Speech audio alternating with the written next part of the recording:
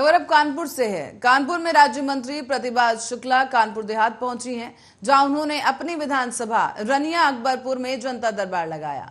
इस दौरान जनता दरबार में तमाम जनता पहुंची और लोगों की समस्याएं इस दौरान सुनी गई हैं। राज्य मंत्री के इस जनता दरबार में लोगों की शिकायतों की लंबी कतार भी देखने को मिली। तस्वीरें भी आपको दिखा दें जनता दरबार की, जहां पर तमाम लोग इकट्ठा हुए हैं और राज्य मंत्री प्रतिभा शुक्ला ने इन तमाम लोगों की समस्याओं को सुनकर फोन के जरिए संबंधित अधिकारियों को जल्द से जल्द इन शिकायतों का निस्तारण करने के निर्देश दिए हैं।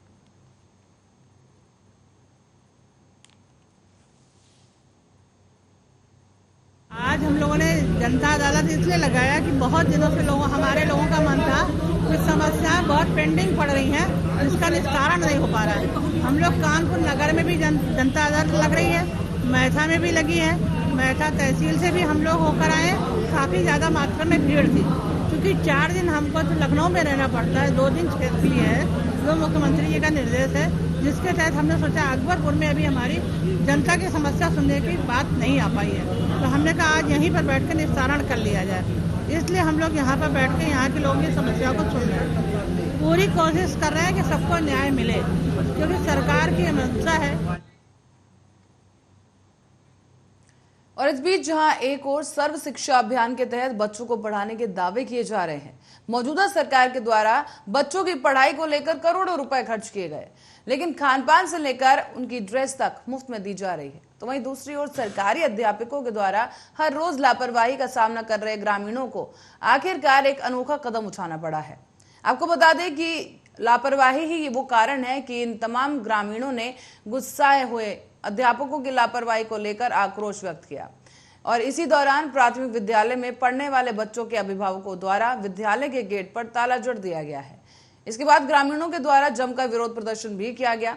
दरअसल ये पूरा मामला है अलीगढ़ का। अलीगढ़ के विजयगढ़ थाना इलाके में एक प्राथमिक विद्यालय है, गोकुलपुर ब्लॉक धनीपुर में, जहां पर हर रोज स्टाफ के द्वारा आपस में झगड़ा किया जाता है।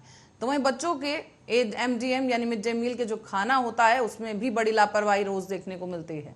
और आज भी इसी तरह का एक मामला देखने को मिला, जहां प्राथमिक विद्यालय का स्टाफ लेट आया तो बच्चों के द्वारा ये बात अपने परिजनों को बताई गई। इसके बाद प्राथमिक विद्यालय में पढ़ने वाले बच्चों ने अपने परिजनों के साथ मिलकर जमकर प्रदर्शन किया है और फिर प्राथमिक विद्यालय पर अभिभावकों ने ताला लगा दिया। बताया जा रहा है कि अभिभावकों का कहना है साफ तौर पर कि जब स्कूल में पढ़ाई ही नहीं होती तो फिर स्कूल खोलने का क्या फायदा है। सरकार के द्वारा करोड़ों रुपए खर्च किए जा रहे हैं, लेकिन स्कूल के स्टाफ के द्वारा हर रोज बड़ी बड़ी लापरवाहियां दिखाई दे रही हैं। यही कारण है कि आज आक्रोशित होते हुए ये कदम उठाना पड़ा है और स्कूल के गेट पर ताला लगा दिया गया।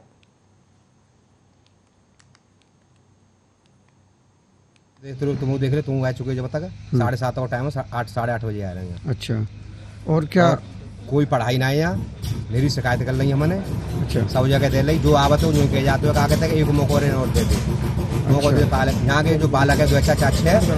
अच्छा, वो कहा कहते हैं यहाँ से बाहर जाले कर पड़े हुए जब यहाँ बालक ही ना रहेंगे तो फिर यहाँ क्या करेंगे मास्टर, कहा कहते हैं। तो और ताला लगाने का क्या कारण है? ताला लगाने का ये कारण है कि हमें इनका यहाँ से ट्रांसफर चाहिए बस। जब तक यहाँ कोई अधिकारी नहीं आएगा, जब तक इसका अब ताला खुलेगा नहीं। टीचरों का आने का टाइमिंग क्या है? 7:30 का टाइम है, 8:30 बजे आ रहे हैं। 7:30 का टाइम है, 7:30 8 बजे आ रहे हैं। इसी कारण है ताला लगाने का? है ताला लगाने का ये कारण, बालक कोई यहाँ पढ़ता नहीं है।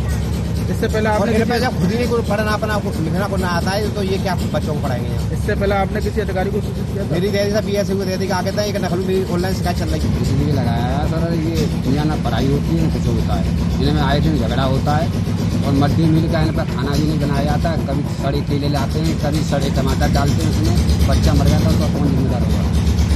तो पिछले कई चीज़ से शिकायत की है? शिकायत भी की है सर, कई जगह BSc की की है और कॉपी रखी है हम सर। अच्छा, कोई सुनवाई नहीं आती है। अब भी जांच करवाई है, एप्लीकेशन परसों भी करवाई है सर। अच्छा, उसका कोई इनका कोई वो नहीं है, इसलिए लगाया है सर। ये यहाँ ना पढ़ाई होती है कुछ होता है। स्कूल में हो रही अनियमितता के कारण, यानी कि हेड सर कभी पढ़ाते नहीं है, MDM कभी अच्छा बनता नहीं है। जब हेड सर कुछ कहते हैं, मैं उनका विरोध करती हूँ चीज़ का, गलत काम का, तो हम लोगों में लड़ाई झगड़े होते हैं इस चीज़ को लेकर। और कई बार गाँव वालों ने 2 साल से ऑनलाइन भी कंप्लेन कर दी है, लिखित में भी दे दी है।